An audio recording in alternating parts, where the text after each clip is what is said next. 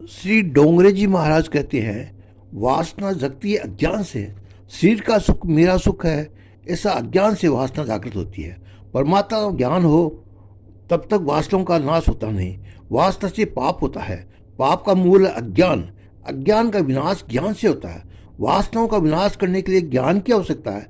एकांत में शांत चित्त से प्रभु भजन करने से बुद्धि में ज्ञान स्फुरित होता है। ज्ञान भक्ति बढ़ाता ही बड़ा नहीं हो तो थोड़े दिन घर वापस छोड़ना। 12 महीने बंगले में रहे, उनकी ज्ञान भक्ति बढ़ती नहीं है। आजकल कितनों को ही घर में ही रोज थप्पड़ पड़ता है, परंतु घर छोड़कर जाते नहीं। लड़के अपमान करते हैं, फिर भी घर में बैठे रहते हैं। अरे 5 वर्ष का बालक ध्रुव है, घर में तनिक सा अपमान होते ही घर छोड़कर चल निकला और वन में तपस्या करके उसने परमात्मा का दर्शन किया। वृद्धावस्था है, सबको छोड़कर चले जाना का समय निकट है। माथे पर काल बैठा है, फिर भी ये जीव मोह छोड़ता नहीं, घर छोड़ता नहीं है। वृद्धावस्था भूखी भागिन है, वह मनुष्य की छाती पर ऊपर चढ़ बैठने के लिए तड़प रही है। शरीर में अनेक प्रकार के रोग शत्रु की तरह घुस रहे हैं। ये शरीर को ले आने के लिए तैयार बैठे हैं। किसी चटके हुए घड़े के समान पानी रखा हो और वह पानी जिस प्रकार बहने लग जाता है, उसी प्रकार मनुष्य के जीवन का समय स्नेह स्नेह रिस रहा है। इस पर भी मनुष्य स्वयं के हित अहित का ज्ञान नहीं होता है। ये कैसी विचित्र बात है। वृद्धावस्था में घर में ये लोग बहुत त्रास देते हैं, कोई कुछ सुनता नहीं है, कहा मानता नहीं है। अरे घर में बुढ़े का कोई बात करने की राजी नहीं है, घर में कोई खैर खबर पूछता नहीं, फिर भी घर की आसक्ति छूटती नहीं है। तुम जिनके प्रति अत्यंत आसक्ति रखोगे वही तुम्हारे अधिक रुलाएंगे। समझ कर घर छोड़ोगे तो कल्याण है, नहीं तो काल धक्का मारेगा, तब घर छोड़ना तो पड़ेगा ही। अंतकाल में घबराहट क्यों होती है? इस जीव को घर छोड़ना सहन होता नहीं है। यमदूत जबरदस्ती घर छुड़ाते हैं, जैसे तैसे घर छोड़ता तो पड़ेगा ही, छोड़े बिना छुटकारा नहीं। अरे जबरदस्ती घर छुड़ाने को तुमको त्रास होता है, बहुत वेदना होती है, समझ कर घर छोड़े वह बुद्धिमान है। तुम समझ कर ही महीने 2 महीने के लिए घर छोड़ दो तो बुरा, तो क्या बुरा है? 1-2 महीने किसी पवित्र तीर्थ में रहकर प्रभु का भजन करो। मानव वन में तब रहकर तप कर न करे तब तक जीवन में दिव्यता आती नहीं। श्री रामचंद्र जी राजा होते हुए भी वन में गए। वन में राम जी दाल भात खाते नहीं हैं, फल खाते हैं, कंद मूल आरोग्य हैं। वनवास के मध्य में राम जी ने अनाज लिया नहीं। अन्न में रजोगुण है, रजोगुण से काम की उत्पत्ति होती है। सात्विक आहार बिना काम को मार सकते नहीं। सात्विक आहार करने से धीरे धीरे इंद्रियों को वश में ला सकते हैं। जब तक जीव वश में न आवे तब तक अन्य इंद्रियों को निग्रह करना कठिन है। राम जी वन में तपस्या करते हैं। राम जी वनवास के समय धातु के किसी पात्र का स्पर्श करते नहीं। प्यास लगे तो नारियल की खोपरे में पानी पीते हैं। श्री सीता जी साथ है, फिर भी राम जी पूर्ण निर्विकारी परिपूर्ण संयमी है। राम जी पूर्ण यौवन में बने गए हैं, वृद्धावस्था में गए नहीं।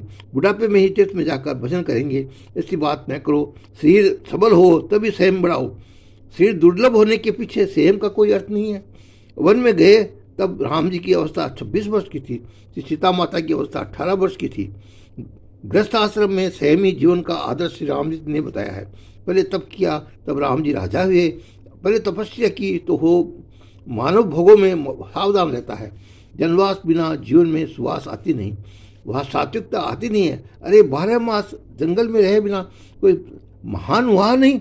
वास्तव में जितने संत हुए हैं उसके चरित्र पढ़ो तो प्रतीत तो होगा कि उन्होंने बहुत दिन वन में रहकर तपस्या की है, पवित्र संयमी जीवन बिताया है, तब वासना के ऊपर विजय मिल सकी है, तो तब ये महान बने हैं। प्राचीन काल में बड़े बड़े राजा महल छोड़कर गंगा किनारे तीर्थों में वास करते थे, ऋषियों की आश्रमों पर जाते थे और सब शांति मिलती थी। ऐसी शांति राजमहल में कहीं भी नहीं मिलती। वनवास की बहुत जरूरत है।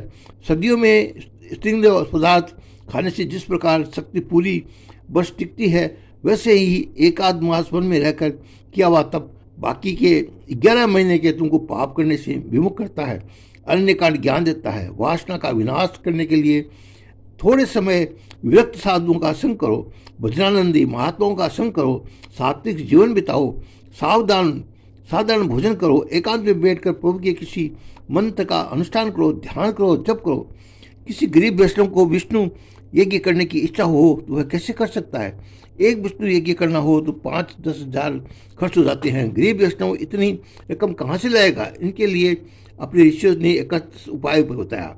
श्रावण भादो मास में पवित्र दिवसों में गंगा किनारे, नर्मदा किनारे रहकर एक समय सादा सात्विक भोजन करके रोज नियम से विष्णु सहस्त्र नाम का पाठ करो। इस प्रकार विष्णु सहस्त्र के 1200 पाठ करोगे तो तुमको विष्णु यज्ञ करने का फल मिलेगा, तुम्हारा मन शुद्ध होगा। इसलिए एक पैसा भी खर्च करने की जरूरत नहीं है। तुम ऐसी इच्छा रखो कि तुमको एकाध महीना समस्त दिवस भक्ति करनी है, एक महीना भगवान के लिए रखना। जितने ही लोग घर छोड़कर तीर्थ में जाते हैं तो भी वहाँ पे अखबार मंगाते हैं। उन्हें ये जानने की उत्सुकता होती है कि अहमदाबाद में क्या हुआ, बम्बई में क्या हुआ। अरे तुमको अखबार ही पढ़ना है तो तुम घर छोड़कर यहाँ क्यों आयोजन करने आए? दूसरे की पंचायत करने से क्या लाभ? अहमदाबाद में कहीं झगड़ा हो तो वहाँ से तुम कहीं सुधार दोगे कि नहीं? केवल बातों से क्या लाभ? 1-2 महीने अखबार पढ़ो मत, घर की चीटी मंगाओ मत। मन में दृढ़ विश्वास रखो कि महीना मैंने भगवान के लिए रखा है, तुम्हारे घर की भगवान रक्षा करेगा।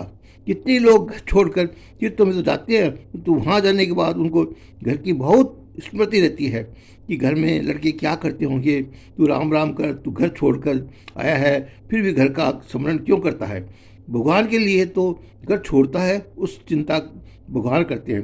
तुम्हारा नुकसान नहीं होगा, तुम प्रभु में विश्वास रखो। तीर्थ में निवास करने पर घर का स्मरण करना नहीं, तीर्थ में रहकर घर की याद करने से तो घर में रहकर ईश्वर का भजन करना ठीक है। तीर्थ में रहकर लौकिक बातें मन में रखनी नहीं चाहिए। मन में रही हुई वस्तु विघ्न करती है। जिसके मन में संसार है वह घर छोड़कर तीर्थ में भी रहता है तो अथवा जंगल में पेड़ में के नीचे भी बैठा हो, वहाँ भी चकवा चक्की का प्रसंग देखने से उसके मन में पाप आता है। संसार छोड़कर तीर्थ में जाओ और उस संसार को मन से बाहर न निकाल सको तो माया त्रास देती है, वासना सताती है। संसार में रहने से पतन होता है, पतन होता नहीं, संसार में को मन में रखने से पतन होता है। वासना ही मानव को भवबंधन में धकेलती है। वासना ही मनुष्य को संसार में जकड़ रखने वाली जंजीर है। वासना की पकड़ में से छूट जाता है वह मुक्त हो जाता है।